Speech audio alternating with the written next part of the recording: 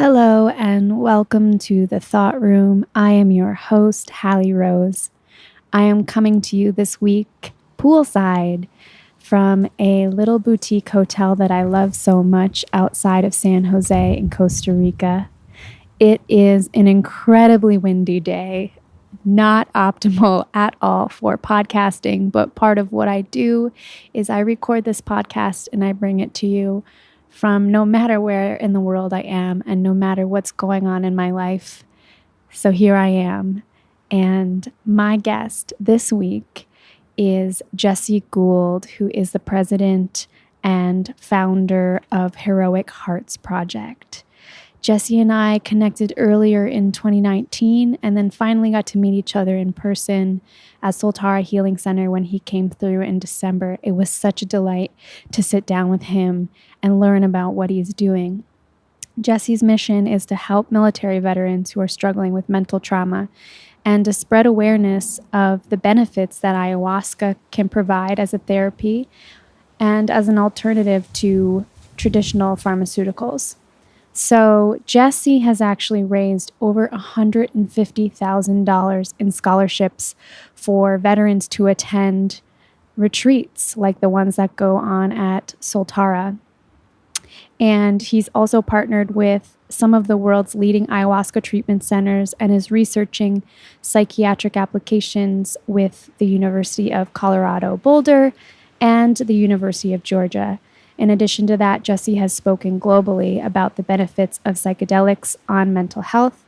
He himself is a military veteran, and we dive into a little bit of this in his story, but like many veterans, he talks about that I'm strong enough or tough enough mentality, which is essentially trained in oftentimes as a part of military training and unfortunately can turn out to be quite problematic in one's own journey after they leave military service because there's so much stigma, as we know, around reaching out for help with mental illness.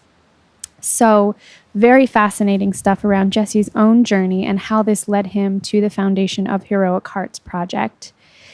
This, of course, was recorded at Soltara Healing Center, and we are offering something as a part of this series, which is a $200 discount for anybody interested in doing a plant medicine retreat at Soltara Healing Center. The cool thing about that is if you use our link, it lets Soltara know that you heard about Soltara and ayahuasca healing through our podcast. And if you book a retreat, Soltara will in turn make a donation back to the Thought Room in your name. So everybody wins. The link for that is soltara.co/thoughtroom. So soltara.co/thoughtroom. And I will also link that in the show notes in case you forget. You are going to also want to follow at Heroic Hearts Project on Instagram. And if you want to check out heroicheartsproject.org, you can find out how to donate or support what's going on in Jessie's world and maybe even sponsor a military veteran to participate in these alternative methods of healing. Lastly, I have a lot of travel planned over the next few months. I am going to Los Angeles. I'm going to Austin, Texas for a little bit, and I will also be in Canada for a short time. So on top of that, I will be traveling all over in 2020, and I want to know from you if there is somebody who you think absolutely needs to be on the Thought Room. They absolutely need to share their story, tell the world about the project they're working on, and you think it's in this vein, it's in this world of the sort of things that we talk about here, please, please, please let me know. Help me connect with that person to help them tell their story. The best way to do that is to DM me at Thought Room Podcast on Instagram. And if you are an email person, you can email me at thoughtroompodcast@gmail.com. And I would love to hear from you. So without further ado, my friends, let us step into the thought room with my friend, Jessie Gould of Heroic Hearts Project.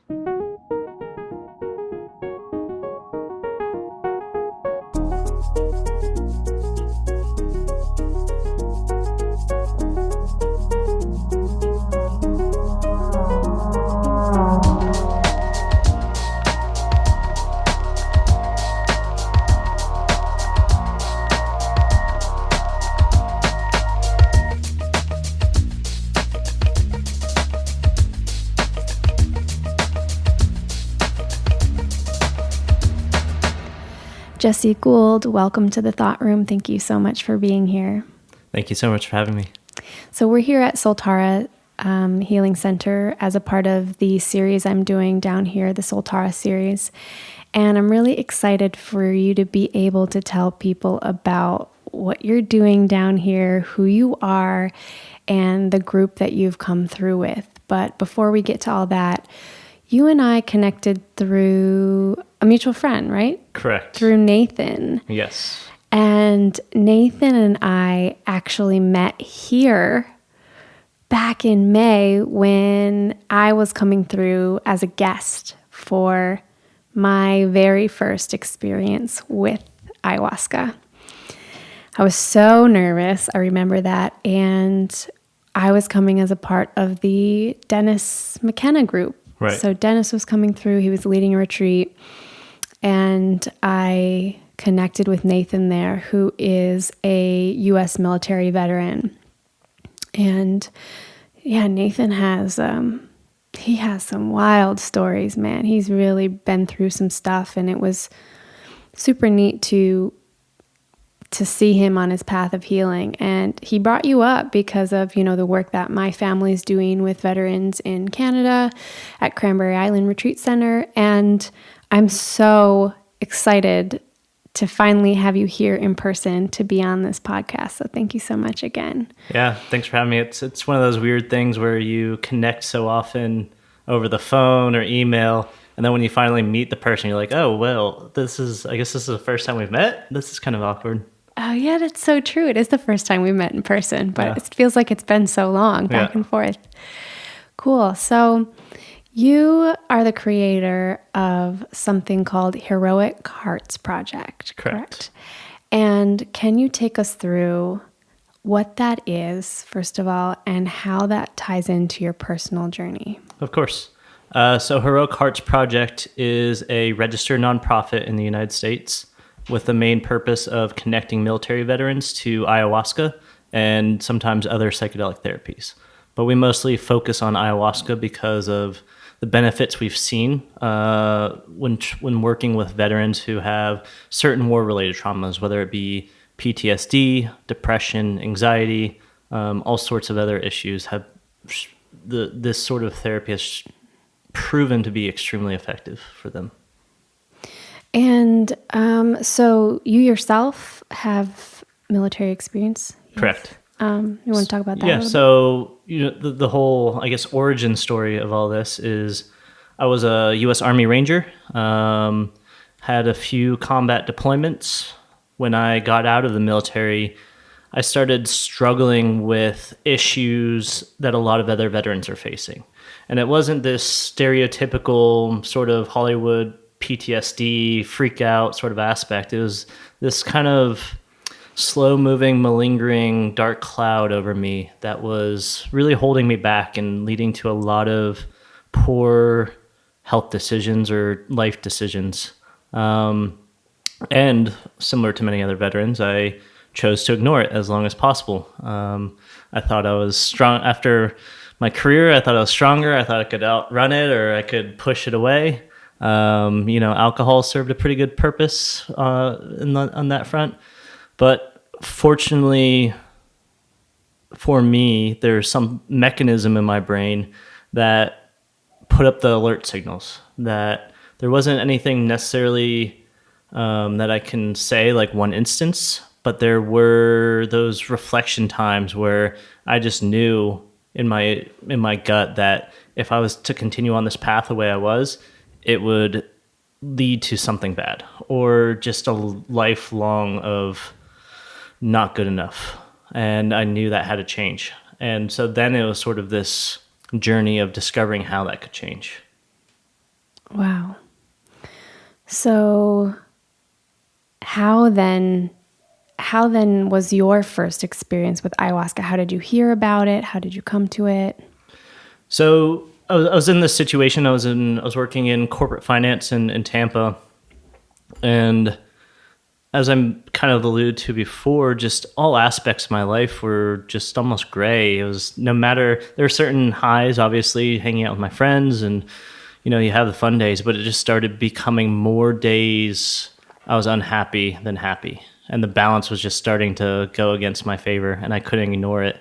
Just my job became unchallenging. I was not satisfied with it. I dreaded going there. What were you doing before? I was a financial analyst. Oh, yeah. Okay. And I was doing well at it, and it had a good career corporate ladder that I probably would have done well on, but I couldn't push forward. It just wasn't giving me what I needed. And just other aspects of life, just social, dating life. No matter what I did, I couldn't get past this unhappiness, and it would go into depression sometimes. It would go into panic attacks sometimes. And I just was almost like this animal trapped in this cage of just trying to figure out, how do I get out of this cage? And there was no answers available to me. And I tried everything, meditation, exercise more, eating healthier. I started cooking, expanded my social network, tried to join groups and all sorts of different things. I still kept hitting this wall. And so I went to the VA, the Veterans Affairs, because I was able to get mental health care through them. And so I wanted to check it out. At the very least, I thought it'd be beneficial for me to go see a therapist, talk this out. What could it harm? And at least trying every aspect available to me. So I went there, after waiting a while, saw a social worker, told them about my experience, that it wasn't, I had all this sort of stuff and what I was doing, but I wasn't interested in taking medication as a personal choice. And the social worker essentially said, well, if you're not willing to take medication, unfortunately, we are at capacity, and there's not really a therapist we can give you unless you're willing to do this sort of protocol. And so it was sort of the situation of like, well, yeah, I don't want to do medication. So you were given basically like an ultimatum. It wasn't necessarily an ultimatum. It was just her being honest about where they stood. She wasn't trying to pressure me. So it wasn't any fault on her or the workers. The workers at the VA are all great. Right. And that's also why, I don't want to demonize medication either, because it can save lives and it can be appropriate. But the way the system is currently set up is it's overly...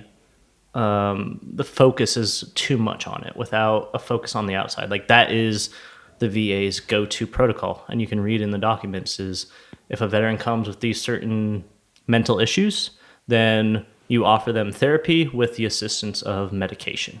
In your opinion, why is that? Is it an education issue, or what? Why is that our first line of defense right now, do you think?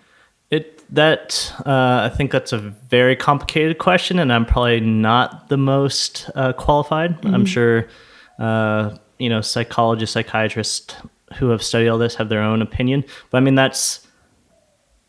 that's where we are currently in accepted therapeutic practices of what is the best procedures. Mm-hmm. It's kind of so. It's easier for us to look out after we see these amazing healings this week. Mm. But if you're in that world, that's what you're taught. That's what and originally these antidepressants, these SSRIs were thought to be sort of this miraculous kind of thing. And they had decent results beginning, but now they're showing to be not much better than placebo and often have very damaging side effects. Mm. And they're still not really fully understood. And so then they've been accepted so long, as with many other medications, it almost becomes dogma. Mm. And it is very hard for people to change their viewpoints when it's that entrenched in the system. And then if you get a little bit more in the weeds, there's obviously the economic aspect of pharmaceuticals working with certain organizations, certain doctors, and making a lot of money. The antidepressants, anti-anxieties are huge money makers because they are medications you have to take for the foreseeable future. Yeah, I agree with you. I think it's important not to go straight to demonizing the medication because they are tools. All of this is a tool. Meditation, coming to work with plant medicine, medication, they're all different tools. And I think that I can think of times in my own life, personally speaking, where medication has been very helpful for people in my life. For example, my father was in a really kind of sort of like freak accident on the snowboarding hill a few years ago and had to go into emergency brain surgery. And I'm really glad at that point he had some medications that could aid in speeding up his healing process. I mean, granted, like he got off them as soon as he could, but there definitely are times in emergency situations where I feel really blessed that we have these medications. But going back to your story, just curious about you because, you said I was really firm I didn't want to go on medication, and yet we have this dominant paradigm. So something maybe about your background or your past or your learnings trickled in and kind of gave you that sense or that awareness that there was going to be another path for you that wasn't medication. Potentially, yeah. I mean, I've always fortunately had a pretty strong intuition. That was one of the reasons that pushed me into the military, and I very much I got a lot out of my experience. I'm not one of those that would regret it at all. And so there's definitely that I knew essentially how they worked, and they are almost more of a mask. SSRIs tend not to get to the heart of the situation. They just level you out, so to speak, to where you can maintain. And maintenance was not necessarily, I was still good. I could continue on my life. So maintenance was not what I wanted. And from a lot of people I've seen, it can tend to make you almost a robot, like a shell of yourself. It really suppresses a lot of great personality traits in a lot of people. And it can almost make them, dial them down a little bit, which I think can be a tragedy. And it's one of those things how I grew up. My mom was very much kind of more of a holistic healer. Sometimes too much on that side, but I think it just sort of ingrained in my sister and I that sort of mentality of, as opposed to the common aspect of how prevalent medication is in society, whether or not people need it. People just get used to taking ibuprofen every day or Advil every day, or without understanding why am I in pain? What is causing this? And oftentimes they are issues that can be easily addressed through exercise, diet change, posture change, all sorts of different things. It's not across the board, but I think hopefully there seems to be a movement of looking at the causes as opposed to just addressing the symptoms. Yeah, that really resonates with me. Kind of this symptoms being the language that the body uses to speak to us. And can we learn to speak it? Even the ibuprofen thing, I think about that a lot. It's like, well, I have a headache for a reason. Maybe I didn't drink enough water today. Or maybe you drank too much last night. Well, I don't, I actually don't drink anymore. Oh, no. But this was completely unplanned, but I stopped drinking alcohol to prepare my body for the dieta to come here in May of 2019. We're now in December. Wow, as we record this. And yeah, I haven't had any alcohol since I think April.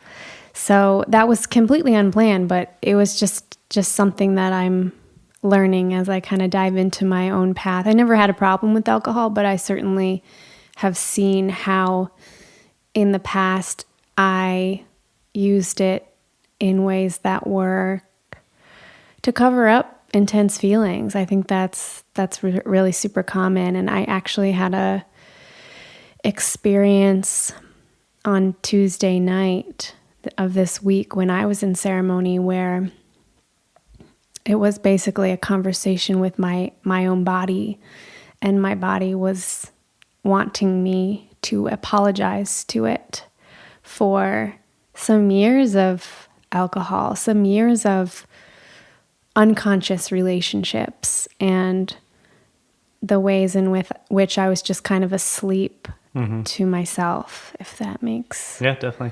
sense. Yeah. But I think that is like the perfect concentrated anecdote or almost metaphor for the way we view medication in general. Is the reason I brought it up is there's a lot of people that will have a heavy weekend of partying, they'll drink too much, do whatever, and then come Sunday and they'll be like, my head hurts.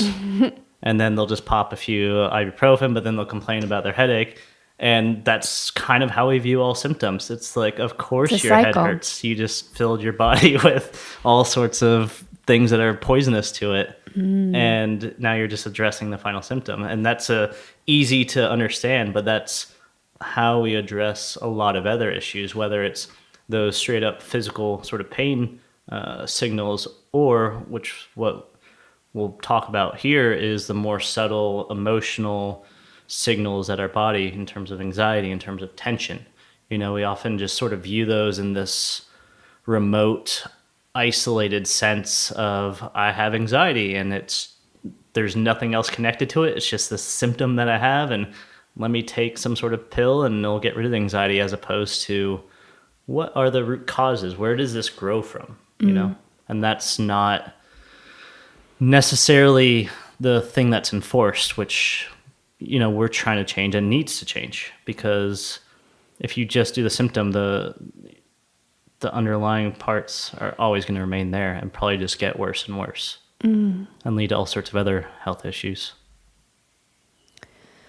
So going back to your story, then you sat down with this woman at Veterans Affairs, and she basically said, we're full for counseling. We can offer you medication. You had tried a whole bunch of other things. Had you tried at that point any other alternative medicines? Had you tried other plant medicines? I know cannabis is kind of trending as well right now with our veterans populations. Right. So, I left there and pretty much had that mentality of, okay, well, I guess I'm going to figure this out myself. In terms of other medication or other plant medicines, I never grew up really interested in any of this. Never to this day have smoked pot. Never at that point even tried CBD. I wasn't necessarily against it. It just wasn't on my radar. It wasn't, especially pot. I kind of had my own sort of stigma behind it, but if somebody wanted to use it, then let them do it. Same with psychedelics. I didn't see that there was any sort of real benefit to them other than people having these weird, what I viewed kind of false profound insights that when they told me, I'd be like, okay, dude, that's not really Sound a little deranged. Yeah, that's not really that, that's not an epiphany. Like I can live my life without knowing that, And so that's just sort of, I grew up in, I guess, the DARE generation where any drug is bad. And right. If you take drugs, then you're kind of on that bad side, But again, I never had that. I had a bunch of friends that were all into it, and it's at the end of the day, I'm like, you do you. I have no issue, but it's not for me. I had this strong self-identity, and that self-identity did not involve drugs. Wow, yeah. And so, essentially what I did was just continue to ignore it, as any good American would do. And, continue to try to push on and figure things out, and continue to, mask some of it with drinking too much and all that kind of stuff. But again, I guess those alerts sort of came off. Fortunately, at that time, I guess it was sort of a culmination of events. One, it just became abundantly clear that I couldn't stay at my job. It was just driving me crazy. It was eating a piece of me each day. And two, fortunately, I had paid off some debts, had some money saved, I had some financial ability to leave if I wanted to. I had some passive income coming in to where, it's not enough to necessarily live, but if I found, a cheap country, I could stick around for a while. And so that's the plan that started forming in my head of, all right, this is not working for me, so let's clear the table and shake some things up, and let's see what values fall out of that. What things do I miss? What lessons can I learn? And just through my history, I tend to bounce around a lot, and I've found, sometimes it in itself can be a little bit addictive of just kind of running away, but I also found that there is value of getting outside of this bubble that is possibly toxic to see why it's toxic. And so that was sort of my short-term plan, which probably wasn't financially or in a lot of ways the most responsible, but again, it was my intuition, it was my gut, and I've learned to trust it. And so when it's shouting at me, then even if I can't explain it to other people, I have to be like, hey, I am going to do this. I can't really explain to you why, but this is what I need to do. And I am infinitely happy that I've done that multiple times in my life, just because it probably has saved my life multiple times. So then where did you go, and how can you tell the story about drinking ayahuasca for the first time? Yeah, of course. So like I said, it wasn't on my radar at all, but it's become more popular in social media. So probably saw like a Netflix special about it, heard a few podcasts about it, still kind of had that like, okay, cool, you famous people, you do that. And just from what I heard, it still kind of struck me the wrong way. But for whatever reason, it planted a seed, as it does with a lot of people. And, I'd just be bored at work and be like, all right, let me read about this a little bit. And the more I read, and the more I got past people talking about dragons and all this other kind of stuff, there's something that appealed to me. There was something beyond what I thought or what I associated with psychedelics or those that take psychedelics. I don't know. I can't necessarily explain it. Again, it goes to the intuition, but it just came, it was like baby steps of like, well, maybe in the right situation I would do that, to maybe I will put myself in the right situation, and if so happens, then I'll do that. And then finally it came to, all right, I'm going to research a retreat and I'm just going to go do it, And so it was just this whole like gradual baby steps. I got to that, did research, found a place that seemed to be doing it for all the right reasons. And, they had the application process, everything looked right. And I was pretty confident in going there. So I went there, after leaving my job, after, selling all my furniture and everything, and just packed up and went to Peru. Didn't really tell anybody. Everybody knew I was going to Peru, but not for what reasons. It was more of, I need to figure stuff out and I'm going to go until I do. And so I went there. I first went to Spirit Quest in Iquitos, and was still skeptical when I went there, but the group of people were nice, so I instantly kind of bonded to it. And then I went into the first ceremony with a lot of apprehension, a lot of nerves, just not knowing how this was going to affect my brain at all. Still having that sort of like, is this gonna scramble my brain in some way? And the first ceremony was all out war. It royally kicked my ass. The second ceremony was even worse. And within that, it was just a very physical, overwhelming, all the traditional patterns, colors, everything coming at me, not being able to stand still, sweating, is also the Peruvian Amazon, so it was just suffocating with all the smoke and the humidity and mosquitoes and everything. And I just was at war. I had a purge probably 20 times each night, and the second night threw up 20 times each night. Probably. Oh, wow. And it was like to the point where I was just like crawling up to the bucket, Yeah. And the second one it really freaked me out, just because it seemed like it put me on the precipice of insanity. Mm-hmm. And whatever mechanism I used before of any time in like ranger training when it would be very tough. Be like, all right, well, I can handle this for another 2 seconds.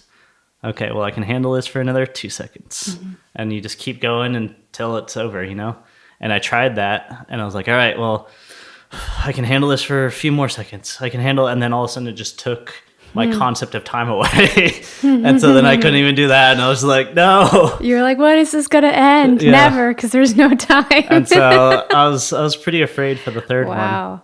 And then the third one, again, started off just as the other ones. And I'm impressed you went back in. I was close to writing my family a letter of, I don't know how this is gonna what's gonna happen in this one, but I apologize if something. And I feel like a lot of people. If I break my brain, wow. I feel like a lot of people have that kind of thing. Yeah. But I was there for a reason, and I knew I had to keep pushing forward. There wasn't any other option, because I knew what was behind me, and I didn't want to go back to that. And so continued on, and it was war again. But then after probably 30 minutes or an hour, this sort of hand reached out, almost like through curtains of all the craziness, and like grabbed me. And it instantly pulled me into sort of like this natural, like Fern Gully world where I was like flying around and stuff like that. And physiologically, my body changed instantly. It went from sweating hot to feeling a cool breeze on my cheek, and heart rate instantly going down, and just this like immediate change. But as the brain works, and that's part of the reason, or the things that we have to fix, is there's always that, but what if? There's always that, like, let's throw in the bad, remember this, or what if you do this? There's always that sort of pestering, that ego trying to maintain control. So every time that would happen, I would go instantly back to the pain cave. And so that third night, it was just sort of this back and forth, Wow, just oscillating between the pain cave and Fern Gully. Yeah, exactly. Wow. And towards the end, I feel like I finally got there. And then the fourth ceremony is kind of more of like finally understanding of like, all right, let's stay in the nice spot. I don't need to go back. And, that's the submission that we talk about of finally just being too tired, I guess, to fight anymore as much. And that seems to be pretty common with veterans as well, as we kind of have to smash our head against the wall until we realize that's probably not the best way of getting around the wall, And so fortunately, that was the biggest lesson that I learned from that first experience, was that sort of letting go, that allowing, but then also it almost felt like it exercised a part of my brain that I had never used before. And that part of my brain of when things get intense or overwhelming, how I can go to that chill zone, And so it was almost like it was this teaching process, and it had to be that way. And so that, and there's some other messages that I really took, nothing, I'm not one that really takes a lot out of just one profound thing. And so it's kind of more of the whole storyline, and some smaller messages that I really took a lot away from.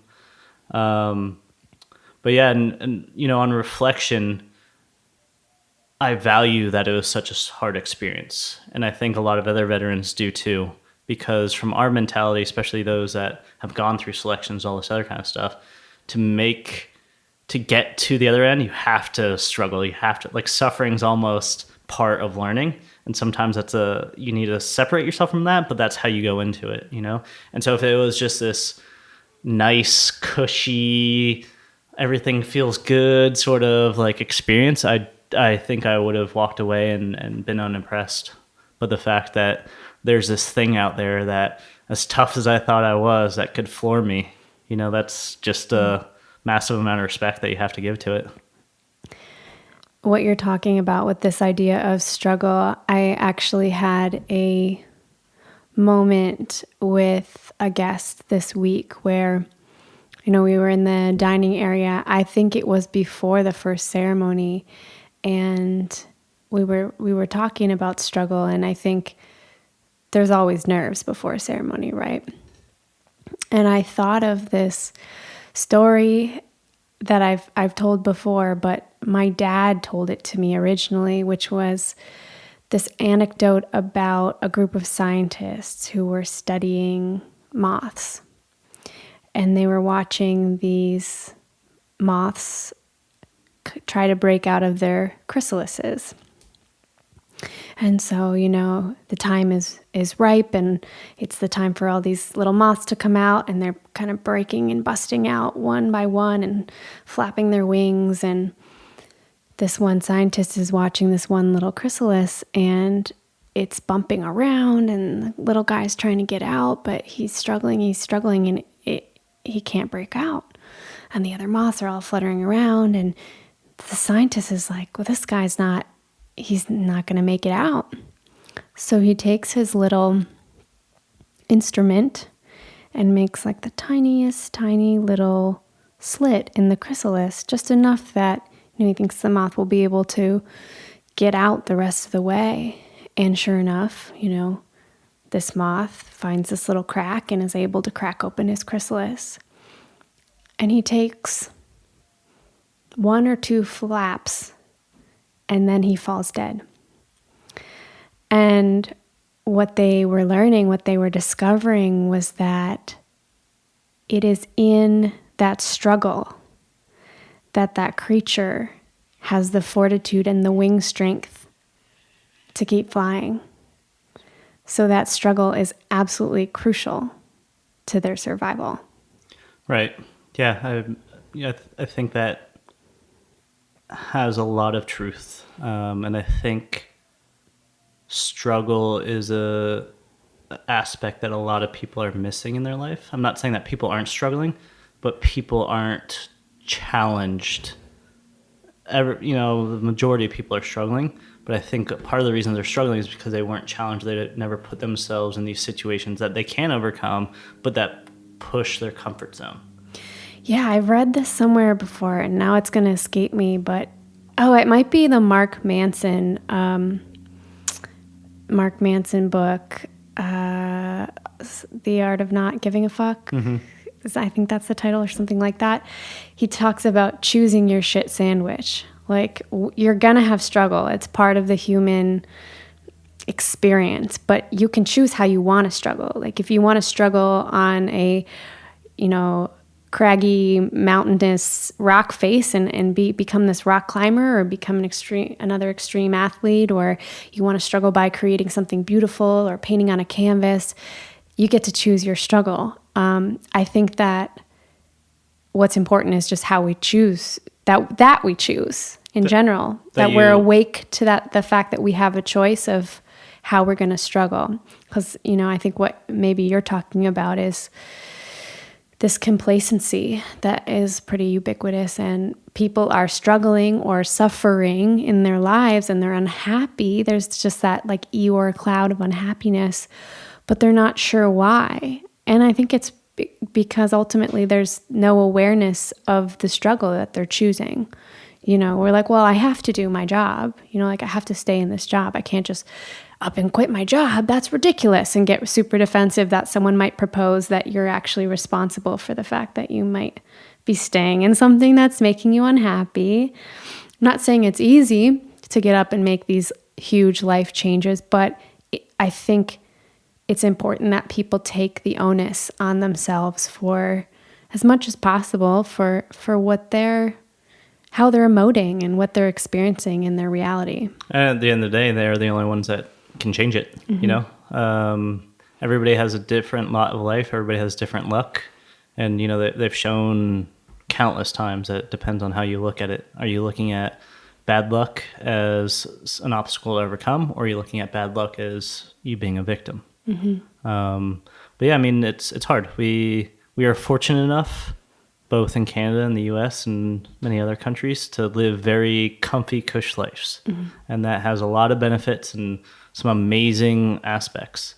But the downside of that is there's not this push to be challenged. Mm-hmm. And you can see that in a lot of people. And I think that is part of the reason there's a lot more anxiety, depression, is because conflict in some sort of way, struggle, is part of nature. It's part of us. It's part of every animal. Without that, then You just have these this energy, this anxiety that has no outlet, and it's not even big life changing decisions. It happens on a day-to-day basis. Are you going to get out of bed when you wake up and go to the gym? Which one's more comfortable? The bed is always more comfortable. And if you're making that decision right then, you're always going to choose the bed. But if you choose in your life and in your plan of like, no, I'm going to the gym because I know I'll feel better. And it's that small little conflict. Or what am I going to have for dinner? I can pick up pizza on the way home, or I can spend 30 minutes to an hour cooking like a nice, steak or chicken dinner. And it's a little bit more of a struggle. It's a little bit more time commitment. But the results end up take you much further.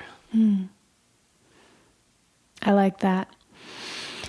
So I'd love to talk about this week and what you've created here, the group that you've brought in. It's not all veterans here this week, but maybe you want to talk about how you got connected with Soltara in the first place and your experience helping to create and support what's being done here this week with the military veterans. Of course. Yeah. So, I'll go a little bit further back as well. Of after that first experience, it became abundantly clear that there was something else to it. I wouldn't say I was convinced, but I was definitely, I was seeing the evidence firsthand, and I did more exploration, saw that there was scientific evidence, and that really was the whole push inspiration behind starting Heroic Hearts Project.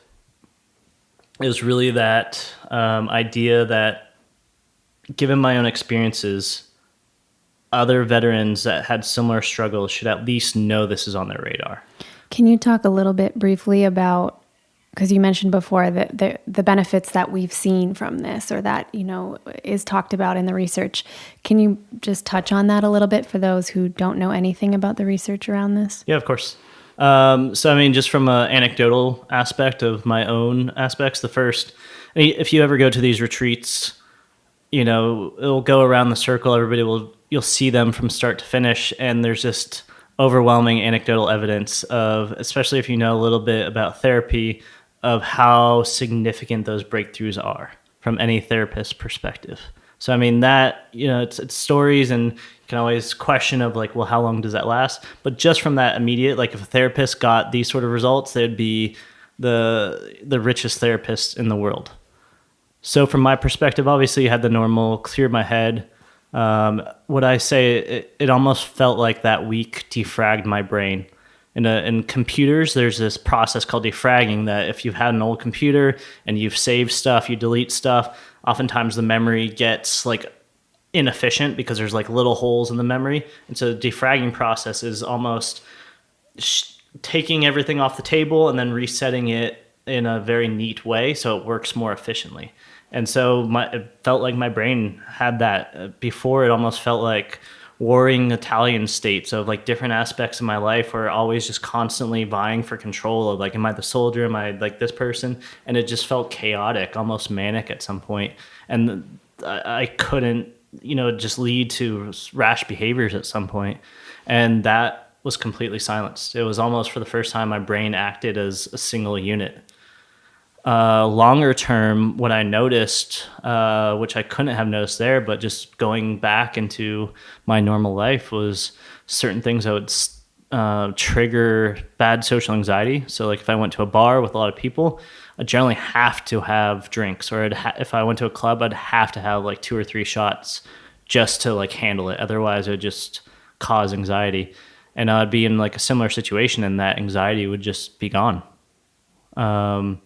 In terms of more legitimate science, one of the, it's still pretty light, just given the legal restrictions around these substances, and just the nature of ayahuasca is very hard to study itself. But one of the bigger studies came out of Brazil, I think in 2018, and it was the first double-blind study that showed that those that had severe depression, treatment-resistant depression, had significant benefit through ayahuasca therapy, well beyond that of traditional talk therapy. Some other sort of exploratory studies have just shown, along with other psychedelics, that they tend to there's a potential for them causing neurogenesis. So, it used to be believed that neurons, once they died, there wasn't a process to create new neurons. And so this is one of the first things that actually indicates that they might be able to grow through this process. And there's actually been brain mapping that shows that the neurons after psychedelics, the synapses, which are the connections to other neurons, expand exponentially. So it's almost like a dead Christmas tree without it versus a lit up Christmas tree of just all the different connections and lights of somebody that's taken psychedelics. And that just indicates more brain activity, healthier brain, all that sort of stuff. And then some other sort of stuff is potentially balancing certain hormone levels in the brain, which can be an explanation for why it helps depression, all sorts of different aspects. And, I'll go into this a little bit later, but we're trying to expand that research as well because, there's growing psychological evaluations and all that kind of stuff, but we're really going after quantitative data because if you can show beyond a doubt that this is reducing this or this is changing this, then that is tremendous evidence. So and to go into your other thing, like I said, that's, what inspired me. I just wanted at the very least to give other veterans that are struggling a vehicle, a safe resource that to show them that there was a light at the end of the tunnel. They weren't doomed to just having PTSD the rest of their life. But two, if this is something that they wanted to explore, we would have the information, we would have the resources, we would also provide a vehicle that they could get to it safely. So that logistically looked like finding retreats that we could partner with that did it in a way that we liked in terms of they were very therapy focused. They weren't just out to get people's money.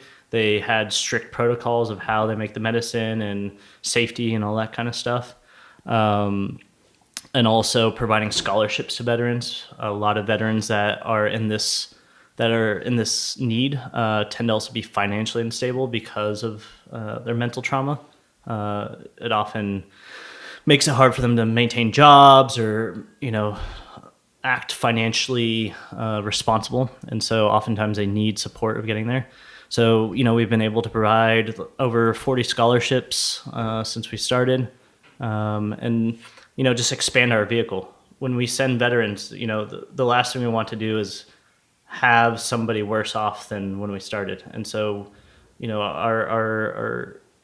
our goal is always to improve, set everybody up for the most success possible, which is hard because everybody's unique, everybody has different sort of things. And so that's how we've kind of evolved. And so I guess that brings us to here. Heroic Hearts started in 2017. I met Melissa, who is the co-founder of Soltara, back when she was working in Peru. Had the fortune of linking up to her very early in the foundation's history. It was just one of those serendipitous sort of connections that linked up. They were starting to film a documentary exactly about what I was doing with veterans in ayahuasca. And so I joined in and helped out with What's the name of that one again? Ayahuasca Now. So it's still in post-production. So we're still trying to find funding to get it past that, but it's, done all HD quality with, professional documentary sort of filming following 7 vets. So hopefully we'll be able to get that out within the next year. But that's how I linked up to Melissa. She was fantastic in organizing that. I helped as much as possible corral some veterans there, and I went to it myself and just had a very miraculous experience with all these other veterans as well. And, at that time, because this happened probably a half year, if not more, after I started my foundation, but is really sort of the proof of concept that I needed.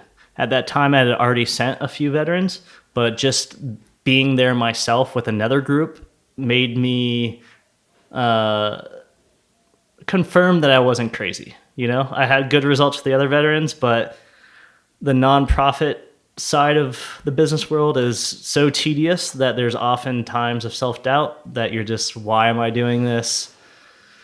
is this even worth it? Am I just crazy? And so being there, immersed with it, seeing again firsthand all this miraculous healing of people that had suffered for so long, including a Vietnam vet at that retreat, just really set my course straight of, hey, I have the ability to do this. Right now I'm able to do this. And so it's sort of an obligation that I need to continue on. Wow.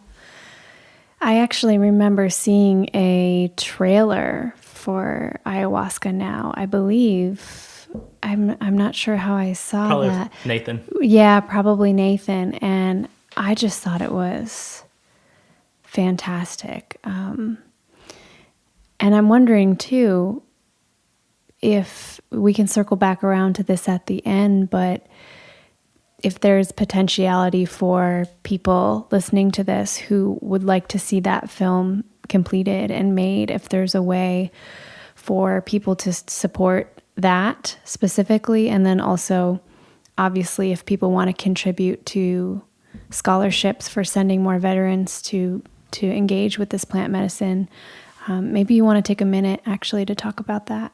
Yeah, of course. So as I mentioned, I guess this is like the commercial break.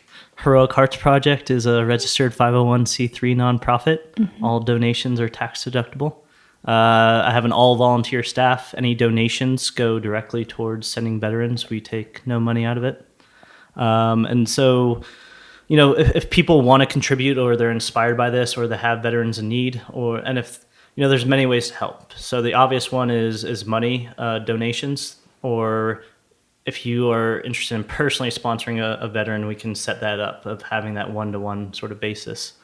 And that, really helps us because there's tremendous amount of veterans on our waiting list, and it can be kind of pricey, but it's, in the long run, actually very cost effective and worth it. It's all at our website, heroicheartsproject.org. There's a donation button. There's a reach out button. If you know a veteran in need, we have an application process on there. In terms of the documentary, again, if you just go to that website, you can reach out to us.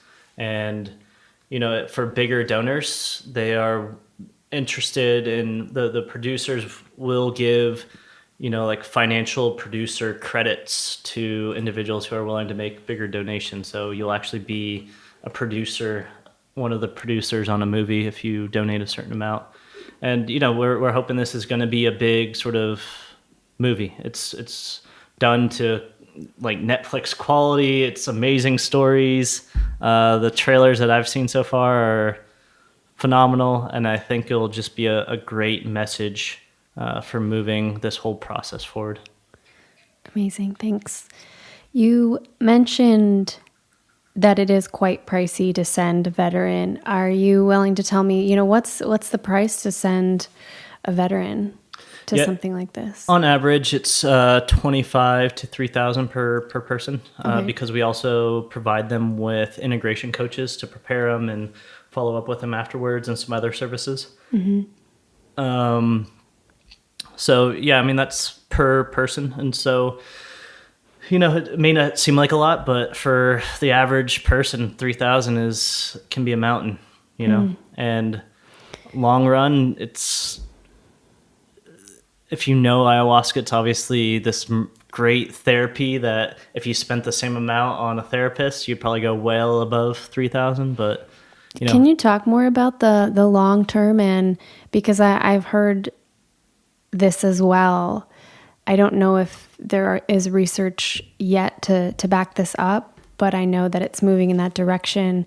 People keep talking about, ayahuasca has been seen or proven as more effective after 6 months or 12 months than, going on a bout of antidepressants and then weaning off. And I guess as far as its long-term lasting effects, is there any research specifically that you could point us to out there for that yet, or it's all kind of anecdotal at this point? It's all pretty anecdotal at this point. They're working on that with psilocybin and obviously the MDMA, and both of them have shown exactly those results. That even after they do the trials, there's lasting effects well beyond anything that is currently available. And it from the same sort of batch of evidence and people who have done surveys. So there is a survey, I think Jessica Nielsen had a pretty big survey. There's like a YouTube video of her going over it. And that is the research that I know of that shows that there are lasting results. And what we are finding in our own program is the more you build this vessel that sets them up for success, the better those results are. And that goes into the integration process, which we can touch on later. But it's just really, the old kind of way of Westerners going to these retreats would be, they'd go there for a week and that was that. They would just go back home, and that's kind of how the era that I went in. I went there, went back home, had to kind of figure it out for myself, which oftentimes leads to a lot of hitting walls, stumbling. And so if you can minimize some of that, then it just sets people up for more success. But like I said, there seems beyond a reasonable doubt to be a very good lasting aspect. And so the two things on that, one, we're currently working with the University of Georgia. And so we're doing I think Soltara is as well, doing a 3-month afterwards study of personality changes. So once those results are out, then that should lead to some pretty interesting results. And just earlier this year, I did my own internal survey of about 30 to 35 vets that we sent. And it was not scientific at all. It was just, me coming up with the questions, just sort of tracking our results. And it had the normal array of questions of, how's your life after this? How is your anxiety immediately afterwards to this day? Has it improved? Is it worse? Like extremely worse, a little bit worse, no change, all that kind of stuff. And across the board, every respondent said that their life has improved since they went to ayahuasca therapy. So, take that for what it will. Like I said, not scientific and self-reported, but that has to feel good though for you. I feel like I would hear about it right away, especially given that opportunity on the tail end. If someone's like, oh, you blah, blah, blah, like you sent me to this, and that's a process, and that shows we're doing something, which relieves a lot of stress on my part. Yeah, that has to feel really good. Yeah. So is this the first time you've partnered with Soltara specifically? Like, is this the first group of veterans you've had through this retreat center? No, this is the biggest group we've had with him. Okay. So, this week you have how many? 7 veterans. 7 veterans. And there's a mix of US, UK, and Canada. Is that correct? Yeah. So this is like our first international vet retreat. So sometimes we do sort of themed retreats. One for a variety of different reasons. One is sort of the story element. At the end of the day, we have to be storytellers, because the only way we can help more vets is by getting these stories out there. And if I just told the same story over and over again, then newspapers or other publications will be like, I already heard that one. And so, on our side, it's interesting to try different things and see how the results are. And on the other side too, it was interesting for me because I have a lot of connections in Canada, in the UK, and a lot of vets from those countries have reached out to me saying that they're envious of US vets, because US vets, even though the mental health care has much to be desired, generally speaking, the population is very pro-veteran, supportive of that community. And if that's what we're trying to get to, if they hear that this community is being not served to the way that politicians are promising, then hopefully there is this sort of outcry. Whereas in the UK and Canada, it tends not to be as vet-centric, and so a lot of the vets there just kind of feel underserved oftentimes, where they're not getting, the ones that are struggling are not getting the same amount of attention. And so I thought, especially this, I had the opportunity, I met some great candidates, and so I thought it'd just be this perfect opportunity. We had this very generous private donor who supported the whole retreat. Wow. And it was just a perfect opportunity to get these different groups, and just the interplay is awesome too, because the vets can see that it's this universal vet community as well. So in the past, I've sent a couple of 1 or 2 vets to Soltara, but this is the biggest one-time group that I've sent to this retreat or this center. So great. It's been a really interesting, beautiful energy this week. Everybody seems super committed to their healing, and it's very cool to have a mix, like civilians and veterans. I think that brings a really nice balance to it as well. And I have certainly gained an immense respect. I mean, I already had such respect, but the emotional load that some of these men and women have been bearing for so long.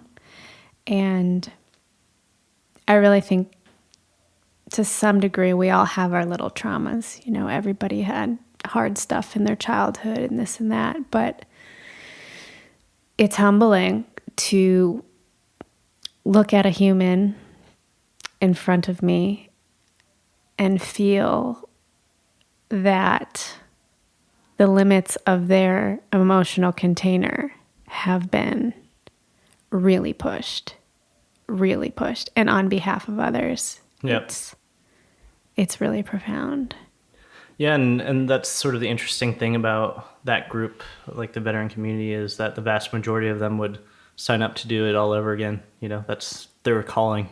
Mm-hmm. And, that's the thing I think a lot of people get wrong is, and a lot of people see this, and especially veteran suffering, and they tend to say like, oh, this poor veteran, the system has they put them in this victim box of like, the system has manipulated you, the system has taken advantage of you, and it's hard to understand from a veteran's perspective. There are definitely veterans that feel like that, especially from the Vietnam, and that rightly so, and there are those cases. But a lot of veterans are very happy about their service. They're proud of their service, and they would do it all over again. They wish they weren't struggling as much, and they wish that there might have been more support on the tail end. But they knew what they're signing up for, and that's just who they are. There's definitely this sort of warrior instinct or warrior blood in certain individuals, and it's always heartening to be around that. Mm. So yeah, and so this group in particular, like I said, it's this international group, and we're very fortunate. We have 2 SAS vets from the UK, which is the super high ups special operations in the UK. One of them is Hallie, who I sat down with last week. One of them is Hallie. Yeah. We have from the US a guy who who's very high ranking in the US military, in the Army, and had many deployments. We had another one who was a Green Beret, a sniper in the Green Berets. And then in Canada, we had one guy who was also doing a lot of special operations missions in Canada, and it's pretty well known there. So yeah, it's a pretty good group, and it's not the group you would necessarily imagine being at a psychedelic retreat in Costa Rica doing yoga in the morning, but here we are. And that's sort of the interesting side, is that and these veterans take to it very well. It almost speaks to them in a very primal sense. It's this going back to ceremony, going back to this sort of ancient knowledge that speaks well to, and that struggle, that challenge of that appeal of going into your mind to fight your own demons. Like anybody who has spent their whole life going against challenges and seeing what's the next sort of thing, that is the ultimate of, all right, I'll give you a ticket to your mind and see what you can come up with. Oh, a ticket to your mind. And the beautiful thing is they eventually find that they don't have to fight them. They just have to understand and be cool with them of what's going on in their mind. It's not their enemy. It's part of them, and they just have to learn to make peace with what's going on. Nice. Very, very well said. I've been following Heroic Hearts on Instagram for a while, Is that you that manages that account? No. Okay, your team. You wouldn't be following us if I was managing it. I tried that and I royally failed. I love what's being shared on there. There's just so much information and rich content. And I think I saw an article the other day. I believe you guys shared it. It was about this new article just came out about the brain states of ayahuasca. Do you know what I'm referring to? And it was kind of saying that now, using some of the neurofeedback, it was looking like what's happening during an ayahuasca journey looks very similar to being in a waking dream state. Yeah, I've seen some of those, and they relate a lot of it to like deep state meditations as well, and it's interesting of the aspects of your brain. So first of all, shout out to Krista Lahara, because she has been doing an amazing job with our social media, and again, all volunteer, and I'm super fortunate. She's the wife of a good friend that I served with, and they both just been very supportive, and it's one of those like services that she deserves 70,000 plus a year, if not more, and she's doing it all volunteer. So just very grateful to have her on the team, and yeah, we've gotten a lot of good feedback from her. But yeah, I mean that kind of goes into the interesting thing about psychedelics, and also just the journey afterwards, is that what a lot of people say about these psychedelics is that they're, like especially ayahuasca, is that it can be good to break down the walls and almost teach you of what's out there. But you shouldn't become too dependent on them. And there are ways of getting to these states without using a substance. There's nothing wrong, and if you want to check in on it, but I feel like if you can empower yourself without things on the outside, then you should explore those sort of things. So it's cool seeing these sort of research that show that you can get there through meditation, or get there through certain types of yoga or mindful practices. That just shows you that we have the capability within us. That is one of the most important things to underscore, I think. And I'm really glad that you said that, because I've seen it over and over again in these communities where people get really excited about plant medicine, really excited about ayahuasca, and they come back from, granted a life-changing experience, and they think everybody should do this. Well, it's not really for everyone.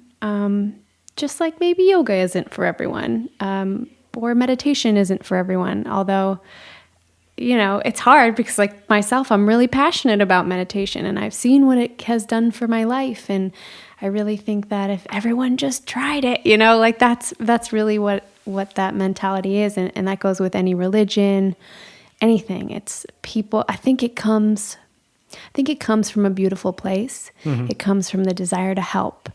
It comes from the desire to help our fellow human beings remove some of their own suffering. But there's also a mix of ego in there too, though. There is. And we have to take a step back sometimes and vigilantly assess, am I really helping? Or do I just want to be seen as helping? Right. Do I want to be the one who offered the thing that made the difference in this person's life? Because sometimes the most helpful thing is just letting that person air their pain to you. But it's really uncomfortable. Like if you have someone you love, you want a solution, and they're in pain, and then you have to sit there and listen to that pain and be okay with not changing it. Like that takes a big capacity, and we trick ourselves into, all kinds of ways of willing ourselves out of it. But I think the truth is, at least for myself, in times I really wanted people in my family to try this or do that, it was because I was like uncomfortable holding their pain. I've had that. I've made those missteps a time too many with my girlfriend. Of sometimes she's just having a bad day and wants a shoulder to cry on or somebody to listen, and sometimes I get a little bit over eager with solutions, or immediate responses. And so that's sort of my continuous practice of just listen and, shut up. But yeah, so I did, today's Saturday, so it's the last day of this retreat, and fortunate to announce that every single one of the veterans had monumental, heart-wrenching realizations and movements forward and progress. It was very, I couldn't ask for anything better from this week.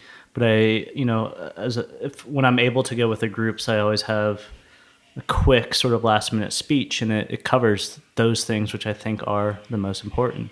So the one I said is, you're going to feel this need to go scream this off the mountaintops and preach to everybody and find people in your life that you determine that should do this. And I said, be careful about that. The best way you can be an ambassador of this is by having them come up to you and see that your life has changed and then ask you the questions. And then you can provide them the information. But especially with ayahuasca, the person has to take those steps themselves to get here. If you push somebody too early, then they might not be ready. They might be going just because they want to please you, and this doesn't, they might get something, but it doesn't work as well until you fight all your frustrations and all your, this is stupid and I don't know what I'm doing. And still, we had a few of the veterans that admitted that they did that. They're just, judging everybody and not knowing why they're here. But there's still something pushing them to get on the boat or get on the plane, then go to the hotel, then get on the shuttle, get on the boat, take that first drink, take that second drink. There was that they knew they had to do this. They knew there wasn't any option. And that's the stage people have to be in. And there's no way for any one of us, as much as we want to push somebody to that stage. The best we can do is just be ambassadors to it. And the second thing that I tell them is, it's fine if you want to come back. Obviously, you should wait minimum 6 months, hopefully a year, because you can unpackage all sorts of stuff within that time. New stuff will come up within that. But you should always, if you are going to go back, if you have that calling again, try to always treat your next ceremony as your last one. And in that mentality, again, it's fine if you continue to do more ceremonies, but if you're treating this as, I am here because I'm trying to address this specific sort of thing, or this is the aspect of my life that's a little bit disjointed and I want to better that, then you are viewing this in a mind frame of empowering yourself as opposed to dependence on it. A lot of people get too caught up in dependence of, yes, there is this profound and it does show you the answers, but how are you going to use those answers when life gets hard? If you immediately just go back to a substance, whatever substance it is, when things get hard, then you're not learning from it. You're not empowering yourself. Whereas if you do get stuck, as we all do, or you do just get bogged down after you've tried everything else and you need something to loosen it up, and then you effectively use what you learned and don't have those issues again, or you are better able to manage it, then that's great. That should be the end goal. So now we're talking about integration, basically, which is this new, it's newish, but it's become such a buzzword. And that's one thing that I like about what I see going on here at Soltara is the emphasis that they're putting on integration, because,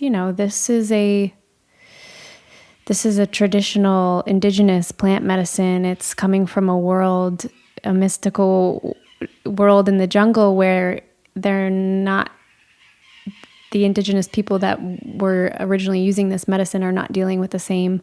They don't have to deal with lost bags on the airline and Facebook and, the same sorts of jobs and family structures that we have going on. So we're marrying two worlds here. This Western world is coming in, and I think it's been said really well before, but we have a certain set of integration needs here coming from the Western world and using this medicine. So I really like that about, at least as my experience as a guest here at Soltara, to see the hero's journal that they've written and that they provide to all their guests, and the reverence with which the integration talks are given, and as well the offering of, one free integration session for every single one of their guests, and of course ongoing support beyond that. I really like to see that, and I didn't know if you have anything to add as far as the importance of integration. And yeah, I guess I really liked what you just said about not coming back and coming back and coming back. I mean, of course, there are times that I know some people say, oh, I like to do a tune-up once a year and go drink ayahuasca, because it happens. We shut down things. We get blind to things within ourselves. But if you're coming all the time and you're drinking ayahuasca all the time, you're just abusing another thing, right? So, and you're ignoring something else. Totally. I guess, and there's no reverence to it. It's... Yeah, and it's to each its own, and it's not a hard and fast rule. And, I know people that do like the tune-up kind of thing, and it just sort of like resets them. And like I said, that's fine. Just have the specific reason of why you're doing it, just be truthful of the reasons you're doing that. And if it's just a tune-up, okay, it's like, this is my parameters of why I'm doing this, What does integration look like to you? And for somebody who's maybe listening to this, who's really curious about the veteran world, but actually has never even tried psychedelics themselves, and they're going, what is that? What does that actually look like in practice? Can you speak to that? Yeah, so I agree with you, and that's part of the reason we work with Soltara, and Melissa and Dan have done a great program here, and that's part of our vetting process of, does this retreat focus on these things that set people up for success? And integration is obviously, like you said, fortunately becoming more and more prominent, and almost becoming this thing you have to have, which I think is good. So it really is. I think it almost expands. I guess you can separate it into preparation and integration. But the preparation phase, it's all this long, continuous kind of thing. The preparation is really getting your mindset and really starting early, at least a month, maybe 2 months out, so that when you get here, you're not just hearing all this stuff for the first time. You're prepping your mind. You're starting to eat healthier. Then on the tail end, everybody has these like extremely profound intuitions or realizations or messages, which is great. And especially when you're isolated in a jungle paradise and you're surrounded by nice people and you don't have to listen to work or anything else. But when you go right back to New York City and there's chaos and there's news going on and your boss is yelling at you and all this stress, how much of that is going to stick to the wall?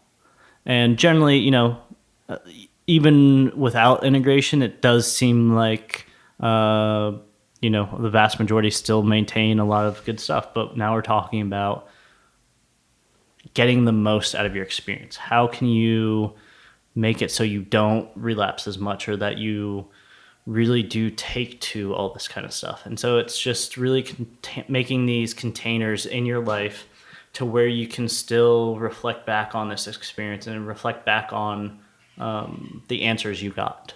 So sometimes that looks like incorporating new behaviors, whether, some people really take to either going back to other therapy. Like this can open up a lot of doors, and then other therapy might be practical, or meditation, yoga, these sort of things really continue you in that same sort of processing. Journaling, all these sort of positive atmosphere or positive activities. But then other things of what mechanisms are you going to incorporate in your life that hold you accountable? So if you say you're going to go to the gym, it's easy to say that here. Everybody, it's almost like a New Year's resolution kind of thing. Like you can say all sorts of stuff. How likely are you going to actually do it? How can you hold yourself accountable?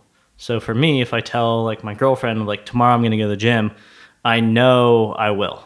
She doesn't even have to hold me to it. It's just me having somebody know that I'm not going to, like, if I don't do it, then I'm just going to oh shit, she knows, holds me to that. For everybody, it's different. And we all lie to ourselves in some ways. And so understanding those lies of like, oh yeah, I didn't go to the gym this morning, I'll go to the gym later. Anytime I said I'll go to the gym later, I never go to the gym. And so it's understanding that about myself, you know? And so that's the whole process of how do you maintain, like if we say this Saturday after a retreat is everybody's sort of guidepost, their beacon, their lighthouse. People are going to stray back, and a lot of the pre-person is going to come back in, which is fine. How can they stay focused on that and maintain the course as much as possible towards that lighthouse? And that's the whole integration phase. Wonderful.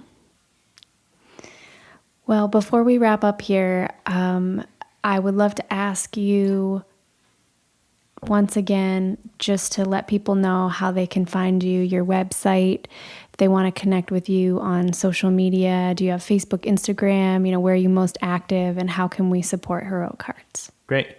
Yeah, we're on all the social medias, Twitter, Instagram, Facebook. The Instagram is our most active currently. So you can find all of those just by searching Heroic Hearts Project. We have a Facebook group and also a business page, which hopefully we'll make better and more interactive. Again, the website is heroicheartsproject.org.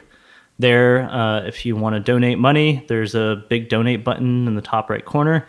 There is a veteran sign up for veterans that are interested in being on our wait list. We're also starting next year a ambassador program. So it's going to be sort of rough around the edges at first, but we're trying to figure out ways of people that want to help but don't necessarily have specific means to help, trying to link them up with veterans near them to where they can help these veterans start GoFundMes, reach out to local companies. So really start building these local micro networks. So if you're interested in something like that and you don't necessarily know how you can help, you can fill out our ambassador application. As always, if you would like to help, try to be as specific as possible of ways that you think you can improve it, just because it's very hard on our side if we don't know who you are of how you can help. And we also have Patreon. And like I said, through the website too, you can reach out to us. There's the email address. There's all sorts of the different forms. It's pretty user-friendly, as most things are today.